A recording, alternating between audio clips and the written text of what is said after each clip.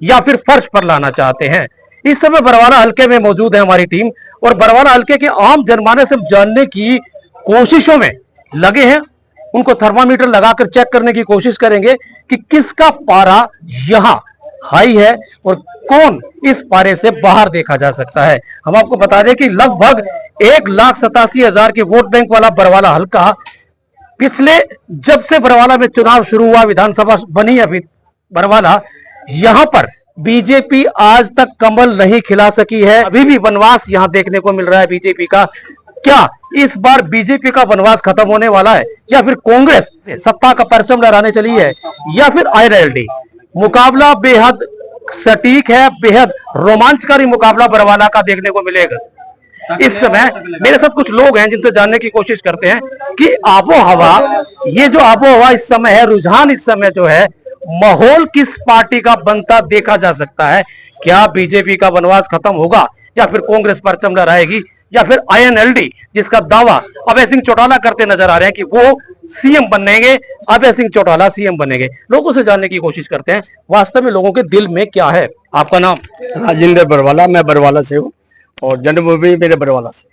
राजेंद्र जी, आप बरवाला के रहने वाले। बरवाला के बारे में ये कहा जा रहा है कि लोग यहाँ बाहरी उम्मीदवार, जब भी चुनाव हुए ज्यादातर केसेस में यहाँ बाहरी उम्मीदवार को बढ़त मिली, बाहरी उम्मीदवार एमएलए रहा। ये दुर्भाग्य रहा बरवाला का कि बरवाला एक ऐसी है कि अतिथि बाबा हम सबको गले लगाते हैं, मगर ऐसी पार्टी है और नेता बनकर एमएलए बनकर लूट कर चले जाते हैं। उनका काम है चोरी करना, हमारा काम है उनको अतिथि बाबा। क्यों? हम हिंदुस्तानी हैं, इसीलिए पहले कर्तव्य बनता है हर आदमी का इज्जत करें। मगर अब जो है कमल का फूल खिलाने की बारी है। कमल की फूल की आपने बात की। बीजेपी एक लंबे अरसे से यहाँ अपनी एक सीट खोजने की कोशिश कर रही है, यहाँ पर काबिज होने की कोशिश कर रही है। क्या वनवास आपको लगता है कि खत्म होने वाला है इस बार? क्योंकि राम जी जो है ना 500 साल के बाद अयोध्या में आए हैं, तो यहाँ भी वनवास खत्म हो गया। यहाँ भी कमल का फूल खिलने का वादा है हमारा। बड़े अच्छे वोटों से कमल का फूल खिलेगा। कमल का फूल आखिर क्यों खिलेगा? क्या ऐसे मुद्दे हैं? रणवीर गंगवा यहाँ से प्रत्याशी हैं, क्या देखते हैं, क्या सोचते हैं आप उनको लेके? देखिए, प्रत्याशी तो कोई भी हो सकता है, मगर उसकी शैली, उसके कार्य, उसकी नीति और नीतियां, क्योंकि मोदी जी ने जो देश में काम किया, वर्ल्ड में काम किया है, वो काम हमारा बरवाला वाले ने करना है। इसलिए कमल का फूल खिले। हमें विश्वास है कि हम लोग सभी उनके साथ हैं। पिछले 10 साल में यहाँ विकास नहीं हुआ या हुआ, क्या कहेंगे? यहाँ विकास नहीं हुआ, बकवास हुआ है। क्योंकि हमने हर आदमी पे सरकार ने पैसा दिया, ग्रांट दी, मगर वो ग्रांट खा जाते हैं। जो अब कांग्रेस का विधायक खड़ा हुआ है उसको हमने बनाया था, मगर उसने इतनी ग्रांटें खाई, कोई से अधिकार नहीं है। और जैसे एलईडी की बात करते हो, इंडियन नेशनल लोकदल की बात करते हो, ये सभी ये जो छुट भैये हैं, क्योंकि झूठे वादे करते हैं। चलिए तो पे मुझे कारतूस कभी भी नहीं चल सकते। कमल का फूल खिलेगा जिसमें सोम, विष्णु भगवान और शिव और ये सारे उसमें विराजमान है। कमल के फूल में कमल का फूल खिलेगा। इस बार आप कहां से हैं? इस बार आपको क्या लगता है किस तरीके के माहौल और किस तरीके के समीकरण बरवाला में देखने को मिल रहे हैं? बरवाला में पिछले 5 से 6 दिनों में भारतीय जनता पार्टी के जो समीकरण हैं सारे के सारे उसके पक्ष में जनता के द्वारा जाते हुए दिखाई दे रहे हैं। इसमें कोई दुराय नहीं कि 4 से 5 दिन भारतीय जनता पार्टी का जब से रैली हुई नरेंद्र भाई मोदी की, तो सारा का सारा माहौल जनता पार्टी के पक्ष में हो गया। और अब की बार पूरा 100% सत्य है कि कमल का फूल बरवाला विधानसभा से खिला ही खिलेगा, क्योंकि सारी जनमानस के मन में बस एक ही विचार है। क्या मुद्दे हैं? किन मुद्दों को लेके आप कमल के फूल को वोट डालना चाहेंगे या किसी भी पार्टी को देना चाहेंगे? बरवाला के मुद्दे क्या हैं? बरवाला अभी तक पिछले 30 सालों में पिछड़ा हुआ दिखाई दे रहा है। बरवाला में अब तक जितने भी एमएलए बने, वो चाहे तो ऐसे बने हैं उनकी सरकार नहीं थी ऊपर में, चाहे कोई भारी एमएलए बने। भारी का मतलब मेरा है कि कोई दूसरी विधानसभा से एमएलए बना है तो यहाँ की समस्याओं को समझ नहीं सका। इसमें अगर आप रणवीर गंगवा जी को एमएलए लगाए, विधानसभा में लगाए, उसको भी भारी बोलते हैं, लेकिन उसका आना जाना लगातार पिछले 10 सालों से यहाँ लगातार रहता है, उसको हम भारी नहीं बोल सकते। वैसे तो दूसरी पार्टी का एमएलए वो भी दूसरे हल्के से है, अभी आने वाले पिछले 5 सालों में यहाँ वोट बना लिया, तो ऐसे कोई बरवाला का नहीं हो जाता। पिछले लगातार 20 सालों से जो यहाँ रह रहे हैं, यहाँ कुछ समस्याएं हैं, उनका भी निपटारा हो जाएगा। लेकिन मुद्दे ये है कि आयुष्मान कार्ड है, तो प्रत्येक गरीबवासी रहते हैं बरवाला के अंदर, बहुत सी ज्यादा संख्या, लगभग 70% लोग ऐसे हैं जो गरीब तबके में आते हैं, जो पिछड़े तबके में आते हैं। तो उनका काम आयुष्मान कार्ड हुआ, चाहे एक नेशन एक राशन मिलने का काम हुआ, और से बहुत से ऐसी सुविधाएं हैं जो उनको मिल रही है। शहर के मुद्दे क्या हैं? आप बरवाला से हैं। जी बरवाला से हूँ। बरवाला से और शहर की समस्याएं क्या क्या हैं? सीवरेज की, पानी की, बरसाती पानी की बहुत सारी समस्या है। तो पहले वाले विधायक इनको अच्छे तरीके से नहीं कर सके, लेकिन अब ऐसे विधायक मिले हैं, ऐसे विधायक क्या मंत्री।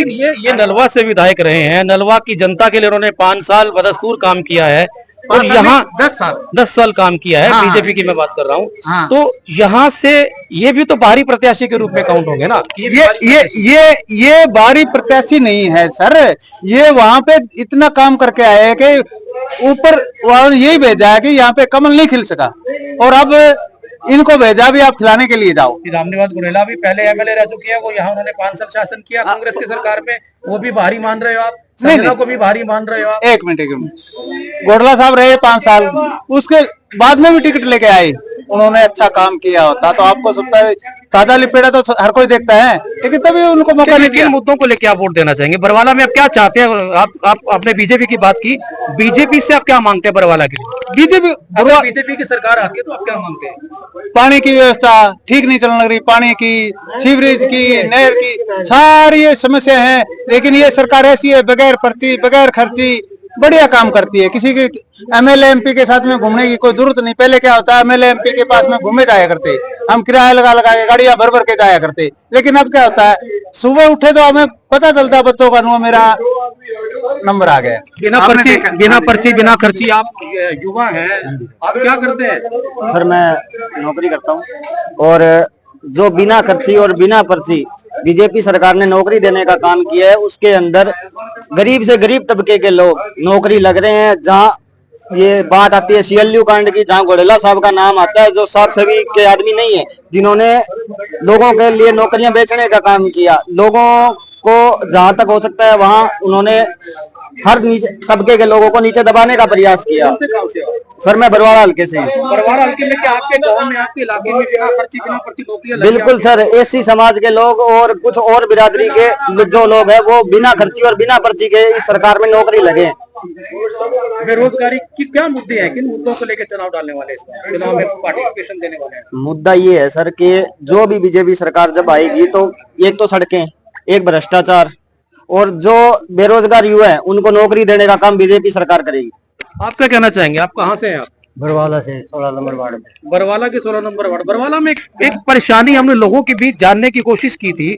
वो परेशानी है कि थोड़ा सा बरसात होते ही यहाँ बावड़ियां बन जाती हैं, तालाब बन जाते हैं, और पिछले तकरीबन 25-30 सालों से कमोबेश यही हालात बरवाला में देखने को मिल रहे हैं। तो कितने एमएलए आए, क्या इस समस्या का निदान क्यों अब तक नहीं हो पाया? ये सभी ग्रांट आ जाते हैं, खा जाते हैं। सिर्फ एक बीजेपी है जो काम कर सकती है। मेरे पड़ोस में भी चार 5 लड़के लगे हैं, नौकरी भी लगे हैं, बगैर पैसे लगे हैं, गरीब जाति के हैं। तो इस बार बरवाला में किस तरीके का मुकाबला रहने वाला है, क्या लगता है? बिल्कुल पहले नंबर पे है बीजेपी, बिल्कुल फाइट में है। दूसरे नंबर पे संजना है। तो आप अपना कंपटीशन संजना के साथ मानते हैं? हाँ सर संजना के साथ कोई कंपटीशन नहीं है, कोई टक्कर नहीं है किसी के साथ भी। हमारा चुनाव सिर्फ हमारी पब्लिक के साथ है, और हमारी पब्लिक हमारा समर्थन कर रही है। ये घोड़ेला और जो आदमी है संजना है, वो हमारा इनसे कोई लेना देना नहीं है, ना ही हमारा इनसे कोई मुकाबला है। हमारा मुकाबला काम से, हम काम करेंगे। बीजेपी सरकार आएगी तो हम लोगों की समस्याओं का निपटारण करेंगे। बीजेपी को आपने कहा कि बीजेपी यहाँ विकास कर सकती है, क्या क्या मुद्दे हैं बीजेपी से? आप क्या डिमांड्स रखना चाहेंगे, क्या कहना चाहेंगे? महिला रक्षा और सीवरेज का काम, जो पानी भर जाता है ना बरसात में, सीवरेज ब्लॉक हो जाते हैं, यही हमारा काम। धन्यवाद, थैंक यू वेरी मच।